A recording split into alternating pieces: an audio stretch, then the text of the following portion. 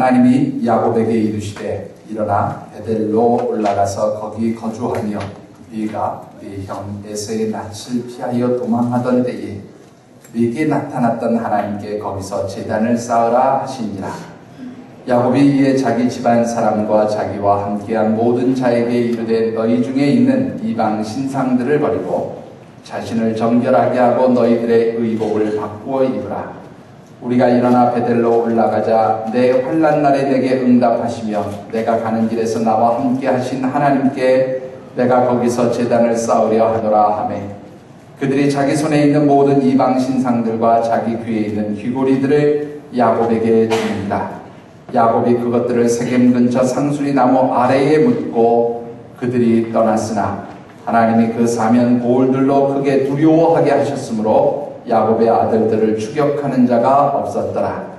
야곱과 그와 함께한 모든 사람이 가나안 땅 루스 곧 베델에 이르고 그가 거기서 제단을 쌓고 그곳을 엘베델이라 불렀으니 이는 그의 형의 낯을 피할 때에 하나님이 거기서 그에게 나타나셨음이더라. 아멘. 여러분도 혹시 자동차 생산하는 공장에 가보셨나요? 한 번도 가보신 적이 없으십니까? 저는 예전에 아주 오래전에 한번 그 현대자동차인가요? 자동차 생산 공장에 한번 가본 적이 있었는데 뭐 정신이 하나도 없을 정도로 모든 것이 이렇게 아주 체계화되고 기계적으로 이렇게 움직이고 뭐 이렇게 뭐라 그러나요? 이렇게 그 자동화 시스템을 굴러가는 모습 참 대단하다 이렇게 생각한 적이 있는데요. 특별히 일본의 아주 유명한 자동차 회사 토요타를 여러분들 한번 잘 아실 겁니다. 이 토요타 자동차에 가면 공장이든지 사내 곳곳에 한자어 하나가 딱 선명하게 새겨져 있다고 그래요. 저도 직접 가본 곳은 아니니까 책에서 읽은 얘기니까 사실이 그런지 아닌지 모르겠지만 책에서 거짓말할 일은 없으니까요. 한자로 기본 글자가 하나 딱 새겨져 있는데요. 혹시 어떤 글자가 새겨져 있는지 아십니까?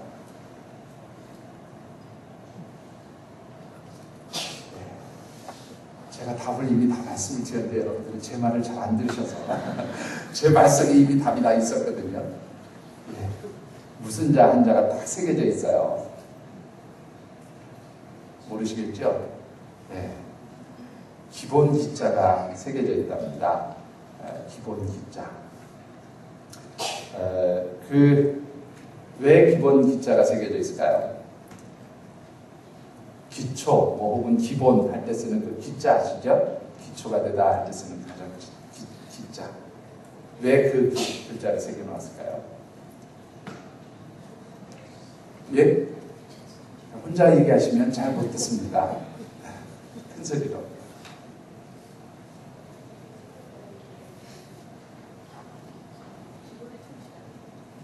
예, 마집사님 얘기하셨군요. 잘 안 들렸어요. 죄송합니다. 자, 좀 큰 소리로 말씀해 주시죠. 기본에 충실하라. 예, 기본에 충실하라는 겁니다. 여러분들 잘 아시는 대로 보통 자동차를 생산하게 되면 그 생산에 따른 매뉴얼들이 나오잖아요. 그럼 그 매뉴얼대로 그대로 지켜서 생산 과정을 지키면 품질이 좋은 자동차가 생산이 될 것이고 그렇게 되면 사람들이 좋은 차를 사려고 하니까 많은 차들이 팔릴 수 있고 그래서 회사가 성장할 수 있다는 거죠. 결국 이 토요타 자동차에서 가장 강조하는 건 뭐냐면 그 매뉴얼에 충실하라는 겁니다. 기본에 충실하라. 아무리 이 세상이 급속도로 발전하고 새로운 것, 기발한 것, 창의적인 아이디어들이 아무리 쏟아져 나오는 그래서 치열한 시장 경쟁이 일어나고 있는 그러한 환경이지만 기본에 충실하면 망할 일이 없다는 거예요. 여러분들 이제는 지지난 달이 됐지요. 4월달 우리 국민들에게는 가장 큰 아픔과 많은 눈물들을 쏟게 했던 세월호 참사의 사건들을 생각해 보아도 사실은 매뉴얼이 없어서 그런 큰 사고가 났던 것은 저는 아니라고 생각합니다. 우리들 스스로는 잘 느끼지 못하지만 사실 세계에 나가보면 어떻습니까? 우리나라는 굉장한 선진국에 이미 올라가 있잖아요. 그렇지 않습니까, 여러분들? 경제 규모로 세계 10위권 안에 들어가는 나라가 이미 되어 있음에도 불구하고 왜 왜 이런 어처구니 없는 일들이 일어날까? 매뉴얼이 없어서일까요? 사실 그렇지 않습니다.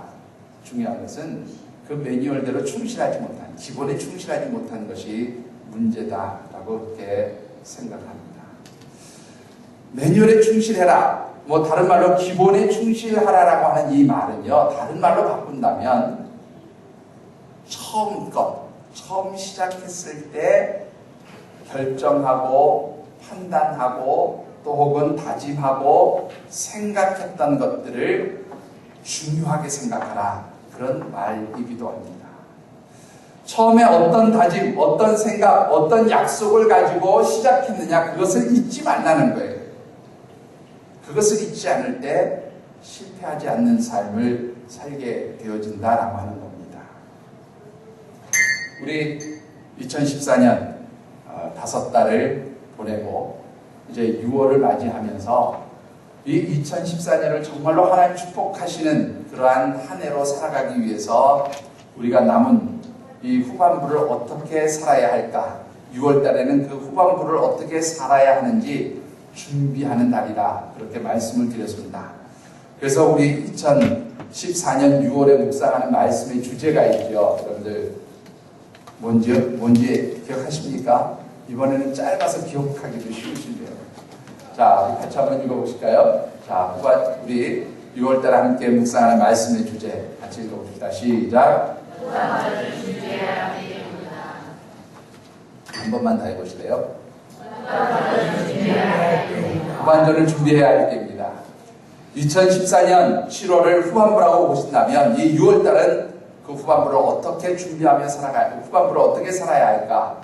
우리가 영적으로 이 6월을 준비하는 날이라 그렇게 생각하시면서 이제 지난주에는 어떻게 해요? 한 걸음 더 하나님 앞에 나아가기를 힘쓰는 그러한 후반부가 되어졌으면 좋겠다, 그런 말씀 드렸습니다. 오늘은 이 2014년을 정말로 하나님의 은혜와 축복받는 그러한 복된 한 해로 만들기 위해서 여러분들 새해에 하나님 앞에 다짐하고 결심했던 첫 다짐, 첫 약속, 첫 하나님께 정말로 서원했던 그 자리들을 잊지 말고 그 첫 마음의 자세로 돌아가라는 것입니다. 그래야 할 때 하나님이 주시는 축복과 은혜가 있게 되어진다고 하는 것입니다. 오늘 우리에게 주신 하나님의 말씀은 외삼촌 라반의 집을 떠나서 20여 년 만에 고향 땅으로 돌아오고 형 에서와 화해를 한 뒤에 세겜성에서 살던 야곱에게 하나님 나타나셔서 주시는 말씀이 기록되어져 있음을 보게 됩니다. 특별히 이 말씀 가운데는 첫 약속, 첫 결단, 그리고 첫 다짐이 얼마나 우리에게 중요한 것인가를 아주 잘 보여주고 있습니다. 특별히 주신 말씀을 묵상하는 가운데 2014년을 정말로 믿음 안에서 신앙으로 다시 한번 재점검하고 또 다시금 후반부를 하나님 뜻대로 살아가도록 그렇게 준비하셔서 진정으로 하나님 축복받는 아름다운 믿음의 사람들이 되어지시기를 주의 이름으로 축원합니다. 자, 이 2014년 우리가 하나님의 은혜와 축복받는 한 해가 되기 위해서 우리가 해야 할 또 한 가지 원칙은 무엇입니까? 결론부터 말씀을 드리면 2014년 지난 5개월을 살면서 여러분들이 계획하고 생각했던 대로 모든 것이 형통하고 잘 되었다면 모르지만 그렇지 않았다면 힘들었던 일이 많고 어려웠던 일들이 많고 계획대로 되지 않았던 일들이 많이 있었다면 이 2014년을 시작하면서 하나님 앞에 다짐하고 약속했던 혹은 서원했던 그 첫 마음, 첫 약속의 자리로 되돌아가라 하는 것입니다. 본문 1절과 7절의 말씀 우리 같이 한번 봉독해 보십시다. 먼저 1절입니다. 같이 봉독합니다.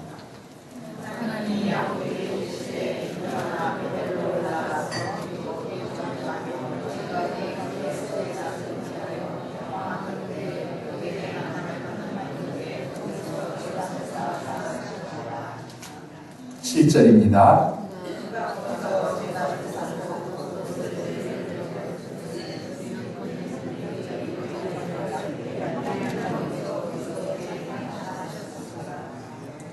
자, 여러분들 먼저 1절의 말씀을 보시면 세겜성에 살던 야곱에게 하나님이 나타나셔서 어디로 가라 그래요? 베델로 돌아가라 그렇게 명령하시는 것을 보게 됩니다. 그리고 그 1절 후반부와 7절을 보면 이 베델은 어떤 곳이었는가 하면 야곱이 형 에서의 낯을 피해서 도망하던 때에 하나님을 만난 곳이라 그렇게 기록하고 있음을 보게 됩니다. 근데 왜 하나님께서 어느 날 갑자기 정말로 느닷없이 세겜성에서 잘 살고 있는 이 야곱에게 베델로 돌아가라고, 베델로 올라가라고 그렇게 말씀하고 있는 것입니다. 오늘 이 말씀을 이해하기 위해서는 이 말씀이 야곱에게 주어지게 된 배경을 잠시 살펴보는 것이 중요할 것 같습니다. 여러분들이 잘 아시는 대로, 그리고 조금 전에 제가 말씀드렸던 대로 형 에서가 받을 모든 축복을 가로챈 야곱이 이제 형의 그 화를 피해서, 야곱을 죽이라는 형 에서의 분노를 피해서 외삼촌 라반의 집으로 도망을 하게 됩니다. 정말 어머니 리브가의 도움을 받아서 급하게 몸을 피하게 되었지만 변변한 준비도 없이 도망가던 이 야곱이 이제 밤이 늦게 되었을 때 아마 몸이 몹시 피곤했던 것 같습니다. 그래서 루스라고 하는 광야 한 곳에 이제 돌로 베개를 삼아 잠이 들고 말았어요.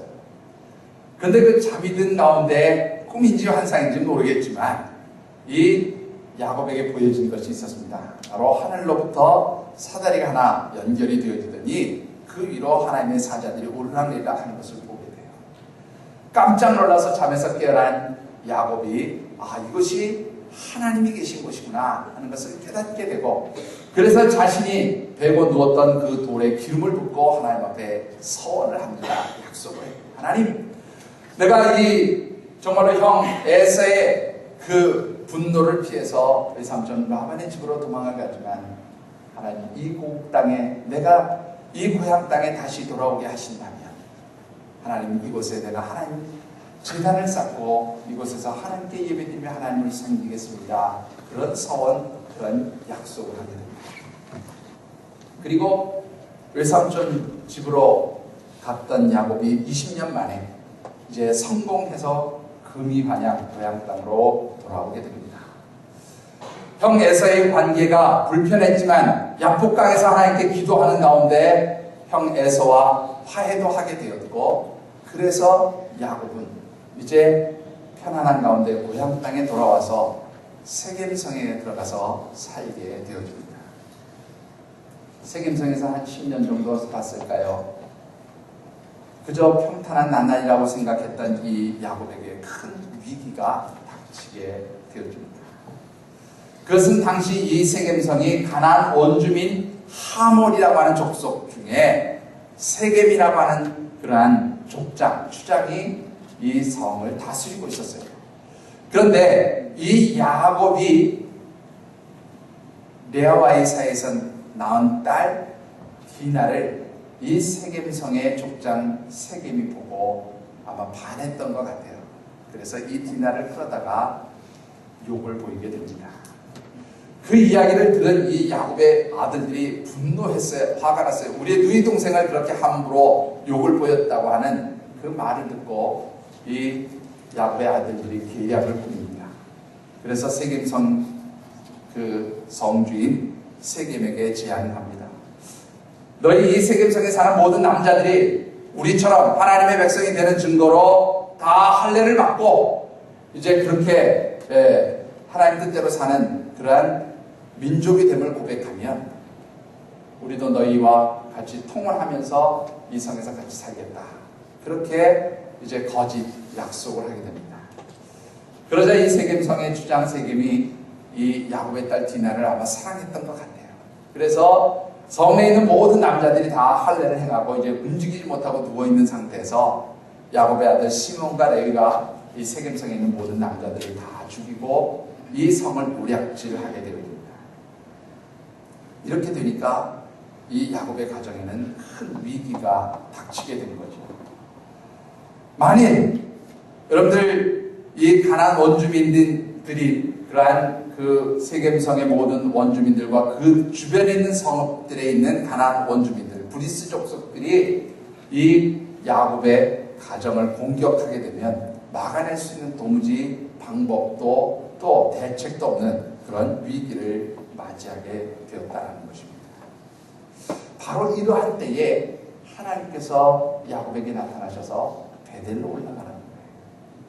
자, 여러분들 왜 야곱에게 이런 인생의 위기가 생기게 된 겁니까? 왜 이런 어려운 문제들이 생기게 되어졌느냐라고 하는 것입니다. 그것은 바로 하나님과의 약속이 깨어졌기 때문에 생긴 문제였습니다. 여러분들 야곱이 하나님께 약속했던 것이 뭐예요? 하나님 앞에 서원했던 것이 무엇입니까? 하나님, 나로 하여금 무사히 고향 땅에 돌아오게 되면 내가 베델에 하나님의 전을 세우고 거기서 하나님을 섬기며 하나님께 예배드리겠습니다 라고 그렇게 약속했어요. 그렇게 다짐했습니다. 그런데 정작 하나님의 은혜를 받고 고향 땅에 무사히 돌아온 야곱은 베델로 가는 것이 아니라 세겜 성으로 갔다는 거죠. 왜 세겜으로 갔습니까?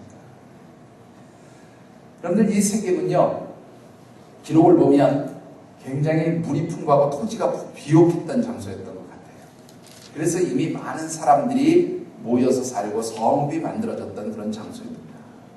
그러니까 요즘으로 얘기하면 아마 잘 정비된 도시, 그리고 모든 산물이 풍부하고 농사나 또 산업들을 일으키기에 좋은 그런 조건, 환경들을 가지고 있었던 장소였던 것 같습니다. 이에 반해서 루스, 베델이라고 하는 것은 광야였어요.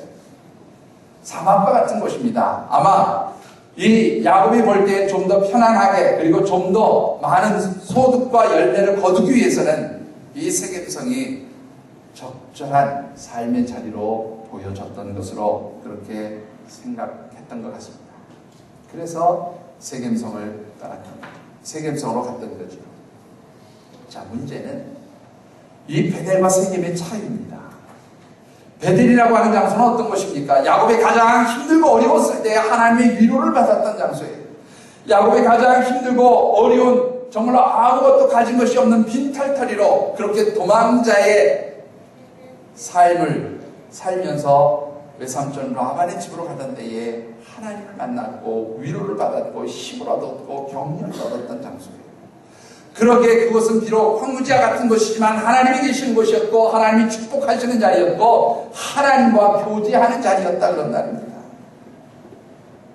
그런데 야곱은 그 하나님과 첫 만남의 자리, 하나님의 위로와 축복을 받았던 자리, 하나님과 약속했던 서원의 자리를 잊고 세겜성으로 간 거지요. 이유는 무엇이었습니까? 딱 먹고 살기 위해서예요. 사실은 한마디로 얘기하면 먹고 사는 게 중요하니까, 좀 더 여유롭고 풍요롭게 사는 것이 중요하니까, 좀 더 정말로 많은 물질을 벌어들인 것이 중요하니까 사실은 하나님과 약속되었던 그 장소를 잊고 세겜성으로 갔던 것이라 그렇게 말씀을 드릴 수가 있습니다. 아마 야곱에게 있어서는 세겜성으로 갈 때에 아마 그런 생각을 했을 거예요. 세겜성에 갈지라도 하나님 잘 섬기고 하나님 뜻대로 하나님께 정말로 온전한 예배를 드리고 하나님 말씀대로 살면 되겠지. 아마 그런 다짐, 그런 결단을 가지고 세겜성으로 갔을 것입니다. 그러나 그 세겜, 세상으로 상징되어지는 그 세겜에서 살다 보니까 다 잃어버리는 거예요. 해이해졌어요. 하나님과 약속했던 것, 하나님과 다짐했던 것, 하나님 앞에 정말로 소원했던 모든 것들을 다 잊어버리고 영적인 해이를 가져오게 되었다 그런 말입니다. 그 결과가 인생의 위기를, 인생의 어려움을, 인생의 환난을 가져오는 결과를 만나게 되었다는 것입니다. 여러분들은 어떻습니까? 2014년을 시작하시면서 여러분들은 어떤 약속을 하나님 앞에 드렸습니까? 어떤 다짐을 하나님 앞에 했습니까? 어떤 서원을 하나님 앞에 드렸습니까? 하나님 2014년 정말로 하나님 축복해 주시면 내가 이렇게 살겠습니다. 하나님 이렇게 영광을 돌리며 살겠습니다. 하나님 내가 하루에 몇 시간 혹은 몇 분 혹은 얼마나 기도하겠습니다. 하나님 일주일에 정말로 모든 공적 예배에 참석하는 그러한 삶을 살겠습니다. 하루에 정말로 말씀을 얼마나 읽고 또 그 말씀대로 살기를 힘쓰겠습니다. 아마 나름대로 다 하나님 앞에 언약한 것들이 있습니다. 약속한 것들이 있습니다. 그런데 여러분들 5개월 지나면서 그 언약, 그 약속, 그 다짐이 지켜졌냐는 거예요. 누구나 할 거 없이 다 먹고 사는 게 바빠서, 먹고 사는 게 힘들어서, 돈 벌다 보니까 하나님 앞에 약속했던 거, 하나님 앞에 다짐했던 거, 하나님 앞에 서원했던 것 다 잊어버리고 그렇게 영적인 그러한 긴장감을 잃어버린 채 살지 않았냐라고 하는 것입니다. 여러분들 정말로 하나님 축복하시는 삶을 살기 원하십니까? 그렇다면 올 한 해를 시작하시면서 여러분들이 하나님 앞에 다짐했던 그 영적인 결단과 영적인 다짐들이, 영적인 약속들이 회복되어지기를 주의 이름으로 축원합니다. 하나님 앞에 야곱이 그 베델의 소원을 드릴 때에 어떤 마음으로 드렸을까요? 여러분들 한번 상상해 보세요. 그가 무슨 많은 돈을 가지고 있는 것도 아니었습니다. 그가 무슨 정말로 지금 모든 것이 잘 나가는 그런 삶의 자리에서 하나님 앞에 약속했던 거 아닙니다. 아무것도 가진 것 없이, 우리말로 표현하면 개나리 보따리 하나 짊어지고 도망자로서 야방도주하는 그런 상황이었어요. 그가 하나님 앞에 무엇을 약속하고 드렸겠습니까? 그냥 술취했어요. 하나님 정말로 하나님 나를 이곳으로 돌아오게 하시면 하나님 내가 정말로 하나님 온전히 섬기겠습니다. 하나님 기쁘시게, 하나님 기뻐하시는 온전한 예배 드리겠습니다. 얼마나 순수하게 그렇게 하나님 앞에 약속하고 소원했겠냐는 거예요. 그런데 정작 그 약속대로 하나님은 그를 축복하시고 그를 복되게 하셨는데, 먹고 사는 일 때문에, 혹은 물질 때문에, 혹은 지금 현재 가지고 있는 것을 내려놓고 포기하기가 어려워서 하나님 앞에 약속했던 것을 다 잃어버리는 그러한 삶을 살게 된 결과가 바로 인생의 위기를 가져왔다는 그런 말입니다. 사랑하는 성도 여러분들이 정말로 이 2014년에 하나님 축복받기 원하시면 하나님 앞에 순수하게, 정직하게, 그리고 하나님 앞에 정말로 겸손하게 다짐하고 약속했던 2014년 첫 출발에 하나님 앞에 드렸던 그 서원들, 그 마음의 다짐들이 회복되어질 수 있게 되기를 주의 이름으로 축원합니다. 그 마음의 다짐이 다시금 회복되어져서 2014년 후반부를 시작할 때 하나님 우리에게 은혜 주실 줄 믿습니다. 회복의 은총을 주실 줄 믿습니다. 하나님 우리를 복되게 하실 줄 믿습니다. 중요한 것은, 그렇다면 그 우리의 순수한 첫 약속의 자리, 그 하나님 앞에 순수한 다짐을 드렸던 서원의 자리를 회복하기 위해서 필요한 것은 무엇입니까? 근데 2절부터 4절까지 말씀을 같이 한번 통독해 보십시다.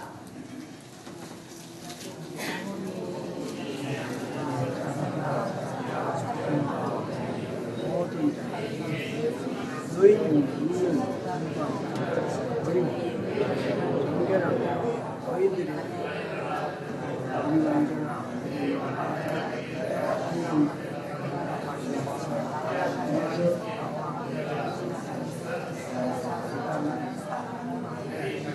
그들이 자기 손에 있는 모든 일과 진단을 자기 주인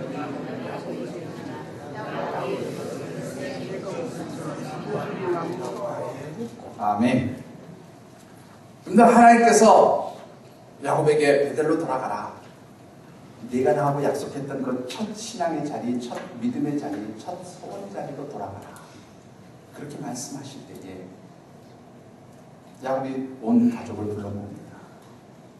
그리고 선포합니다. 베델로 돌아가자. 베델로 돌아가자. 그 베델이라고 하는 장소를 야곱은 이렇게 얘기합니다. 내 환난 날에 내게 응답하시며 내가 가는 길에 나와 함께 하셨던 하나님, 그 하나님을 만나는 자리 베델로 돌아가자는 겁니다.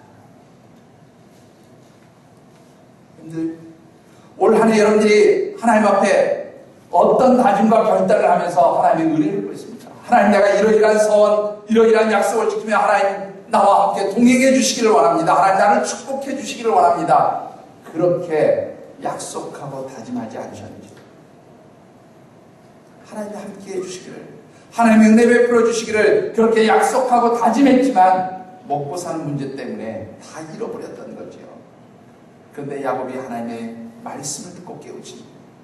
나를 만나주시는 하나님, 나와 함께 하시는 하나님, 나를 복 주시는 하나님, 그 하나님을 만나기 위해서 내가 바로 그 베델 신앙의 첫 자리, 약속의 자리, 소원의 자리, 믿음의 자리로 돌아가겠다는 거예요.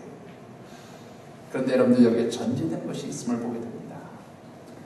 4절, 5절 쭉 보시면 야곱이 뭐라고 얘기합니까? 2절로부터 4절까지 말씀 쭉 보면 이렇게 얘기합니다. 너희 가운데 있는 이방의 신상들을 다 제거하라. 그리고 하나님 앞에 정죄하라. 여러분들 이 이방의 신상들을 제거하라는 말은요, 우리 본문에는 정확하게 나타나 있지 않지만 아마 야곱의 두 번째 부인이었던 라헬이 아버지 라반의 집에서 나올 때에 드라빔이라는 것을 하나 들고 나가요. 이 드라빔은 뭐냐면 당시 그 하란 땅, 라반이 살던 그 하란 지역에서는 각 가정마다 수호신이 있었어요. 가정을 지키는 우상신이 있는 거죠. 이 우상신이 복을 준다고 생각을 했고요. 이 우상신이 이제 부자 되게 만들어준다고 생각했고요. 이 우상신이 우리 가정을 지켜주는 그런 수호신이라고 생각했어요. 그런데 라헬이 아버지 집을 떠나면서 남편 야곱을 따라 가나안으로 가면서요, 그 아버지 집의 수호신이라고 할 수 있는 드라빔을 훔친 겁니다. 그리고 그걸 가지고 왔어요. 아마 그것을 가져와서 라헬은 그 드라빔을 자기 집의 수호신으로 그렇게 세우고 그것을 섬겼던 것 같아요. 아마 라헬은 남편 야곱이 하나님을 섬기는 신앙의 사람이었음에도 불구하고 그 고향 땅에서, 하란 땅에서 우상을 섬기던 그 습성을 버리지 못했고 그 자기의 아버지가 섬기던 수호신 드라빔을 자기도 섬겼던 것 같습니다. 분명히 하나님은 야곱을 축복하시는 하나님이고 하나님은 야곱을 형통하게 하시는 분이고 하나님께서 야곱과 함께 하시면서 그의 삶을 복되게 하시는 분임에도 불구하고 라헬은 아버지 라반의 집에서 가져온 그 우상이 나를 부자되게 하고 나를 복되게 하고 나를 잘 살게 해준다고 그렇게 생각하며 그 우상을 섬겼던 것으로 보여줍니다. 문제는 야곱이 그것을 말리지 않았던 것으로 보여줍니다. 그런데 비로소 고난을 당하고 인생의 위기를 만나면서 다시금 자기의 삶의 자를 점검해보고 하나님과의 관계를 단절시키고 방해하는 것들을 제거하기 시작합니다. 바로 우상, 그것들을 제거하기 시작했다는 거죠. 여러분들은 어떻습니까? 여러분들이 하나님 앞에 정말로 하나님과 온전한 교제를 나누고 하나님을 만나고 하나님 뜻대로 하나님 말씀대로 하나님 앞에 약속한 대로 그렇게 영적인 삶을 살겠다고 다짐했지만 그 여러분들의 다짐을 방해하는 것들이 무엇입니까? 여러분들의 삶에 있어서 하나님보다 더 소중하게 여겨지는 우상들은 무엇입니까? 여러분들 그것이 제거될 때에 하나님과의 약속이 온전히 회복될 수 있는 줄 믿습니다. 어떤 분들에게는 물질이 하나님의 자리를 대신하는 우상이 되어 있는 분이 계실지도 모릅니다. 어떤 분에게는 건강이 정말로 하나님보다 더 소중하게 여겨지는 분이 있을지도 모릅니다. 어떤 분에게는 자녀가, 또 어떤 분에게는 세상적인 명예가. 각자 상황과 형편은 다르지만 하나님보다 더 소중하고 귀하게 여겨지는 것이 있기 때문에 하나님과의 관계가 단절되고 하나님과의 약속이 지켜지지 못하는 것이 있는 줄 압니다. 그것이 제거될 때에 하나님과 온전한 회복의 역사가, 관계의 회복이 일어나게 되어지는 줄 믿습니다. 뿐만 아니라 오늘 여기 보면 귀걸이들까지 내놓았다고 그래요.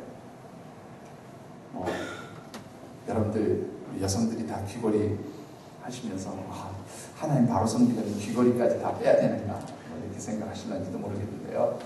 오늘 본문에서 말하는 이 귀걸이라고 하는 것은 일종의 부적과 같은 거였어요. 여러분들 예수 믿지 않는 사람들이 왜 뭐 정보를 갖고 뭐 이러면은 뭐 화를 막아준다 그래서 이렇게 종이쪽지에다 뭐 하나씩 써주잖아요. 부적 써주면 그거 뭐 이렇게 가지고 다니지 않습니까? 이 하나님 땅에 있는 사람들은 바로 귀걸이에다가 그런 여러 가지 문양들을 새겨서 그것을 마치 부적처럼 몸에 걸고 다닌다는 거죠. 그걸 제거하는 겁니다. 아무리 사소한 것이라도 하나님과의 관계를 방해하고 단절시키는 것은 다 제거하는 겁니다. 여러분들에게 있어서는 무엇이 하나님과의 관계를 방해하고 단절하느냐는 것입니다.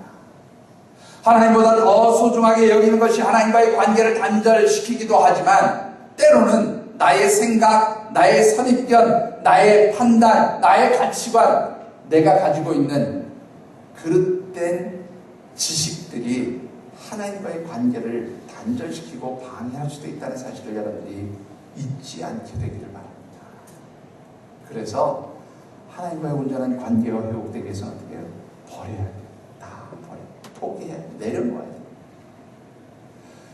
하나님과의 관계를 방해하는 모든 것들을 내려놓고 포기하고 정말로 가벼운 마음으로 하나님 앞에 설 때에 하나님 주시는 은혜, 하나님 주시는 축복이 회복되어지는 줄 믿습니다. 잭 하이스라고 하는 목사님 여러분들이 혹시 아시는지 모르겠어요. 이분은 인디애나 주에 있는 해먼드 제일 침례교회의 담임 목사님이세요. 이 인디애나 주에 있는 해먼드 제일 침례교회는요, 미국에서 가장 큰 교회 학교, 주일 학교가 있는 그런 교회입니다.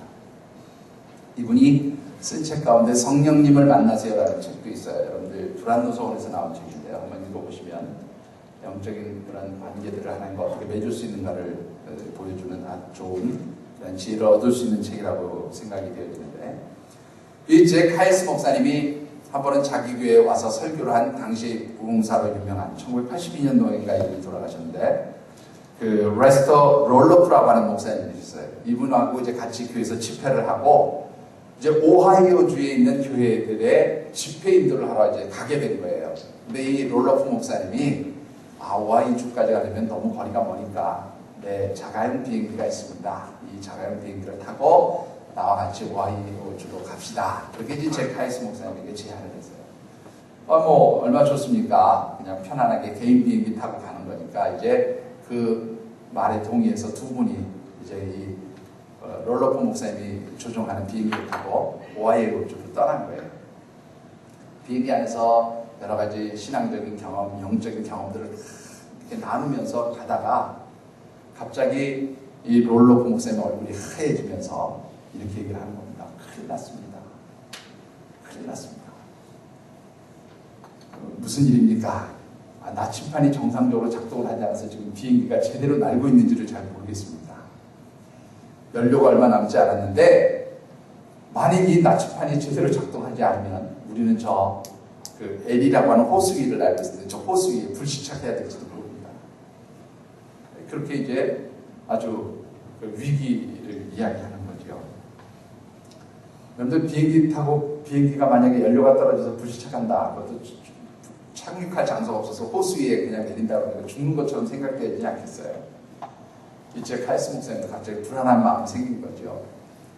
그런데 그 계기판 앞에 보니까는 그 땅콩이 들어가 있는 캔이 하나 놓여져 있었다는 거예요. 그래서 이제 카이스 목사님이 불안한 마음에 그 땅콩 캔을 딱 들어가지고 거기 땅콩을 몇 알 꺼내서 이제 먹는데 갑자기 그 다음부터 계기판이 정상적으로 돌아가더라는 겁니다. 나침판이 정상적으로 돌아가더라는 거예요. 그러니까 아마 이 깡통 캔의 철 성분이 나침판의 뭐라 그러나요? 자석에 어떤 혼돈을 주게 된 거고, 그래서 아마 이제 계기판에 문제가 생겼던 것으로 그렇게 보입니다. 잭 하이스 목사님이 이 경험을 이야기하면서 그렇게 얘기하더라고요. 아주 작은 캔 하나이지만 잘못된 장소에 잘못 놓여져 있을 때 결국은 위기를 가져옵니다. 그런데 하나님과의 관계도 똑같다는 거예요. 아주 작은 것 같지만 그 아주 작고 보잘것 없다고 생각되어지는 그것이 때로는 하나님과의 관계를 단절시키고 그것이 인생의 위기를 가져올 수 있다. 그렇게 말하고 있습니다. 여러분들은 어떻습니까?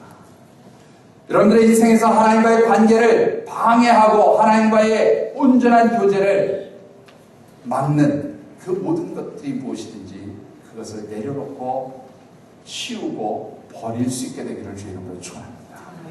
그리할 때에 바로 하나님과의 교제가 회복되고 하나님 주시는 은혜가 회복되어지는 줄 믿습니다. 야곱이 하나님과의 관계를 방해하는 모든 우상들 그리고 관계하는 그 모든 부적과 같은 것들을 버리고 베델로 올라가게 될 때에 하나님 어떤 축복을 그에게 주셨습니까? 여러분들 5절을 같이 한번 봉독해 보십시다.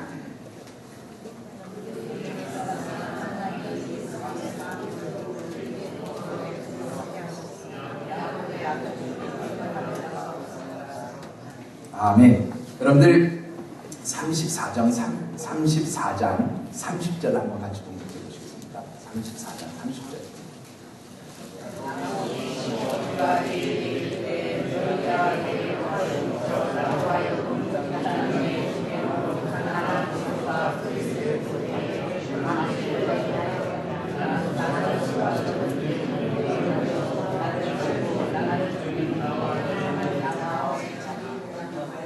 자, 여러분들 어떤 상황인지 이해가 되시죠? 가나안 족속과 브리스 족속이 이제 이 야곱의 집안을 완전히 전멸시킬 수도 있는 그런 위기의 상황이 되었다는 거예요.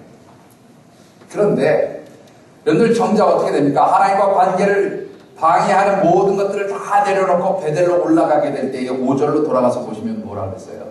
주변에 있는 고을의 모든 가나안 원주민들이, 가나안 토착민들이 이 야곱의 아들들을 두려워해서 감히 건드리지 못했다. 여러분들 이게 야곱 아들들의 능력이었겠어요. 하나님께서 그들에게 이 야곱의 아들들을 건드리지 못하도록 두렵게 하신 거죠. 하나님 보호하신 거예요. 하나님 지켜주신 거예요. 뿐만 아니라 여러분들 9절 이후의 말씀을 보면 하나님께서 야곱에게 다시 나타나셔서 베델로 돌아간 그에게 복을 주셨다. 조상들로부터 약속되어진 모든 복을 확인시켜 주시고 하나님께서 그의 삶을 복되게 하신다고 다시 약속해 주시는 것을 보게 됩니다. 여러분들 이 야곱이 외삼촌 라반의 집에서 가나안 땅으로 돌아온 것이 마치 2014년과 같이 그렇게 비교해 본다면 여러분들 이 가나안 땅에서 10여 년의 세월을 지낸 야곱의 모습은 어쩌면 2014년 5개월의 시간을 지낸 우리의 모습일 수도 있습니다. 여러분들 하나님 앞에 축복받는 삶을 갈망하면서 2014년을 시작했지만 하나님과의 관계를 방해하고 하나님과의 약속을 어기게 만드는 그 어떤 것들 때문에 하나님과 점점 교제가 멀어지고 관계가 멀어지고 정말로 하나님과 온전한 소통을 이룰 수 없다. 그것은 분명 우리의 삶에 위기를 가져오게 된다는 사실을 다시 한번 기억할 수 있게 되기를 바랍니다. 그러기에 정말로 하나님과의 관계를 방해하는 모든 것들을 다 내려놓고 다시금 하나님 앞에 서원하고 약속했던 그 첫 마음, 그 순수했던 결단의 자리로 돌아가셔서 하나님과 온전히 관계를 회복하고 하나님 붙드시고 하나님의 은혜를 구하시게 되기를 주의 이름으로 축원합니다. 그리하면 하나님 여러분들의 삶의 자리를 다시 한번 축복하시고 회복하시고 은혜해 주실 줄 믿습니다.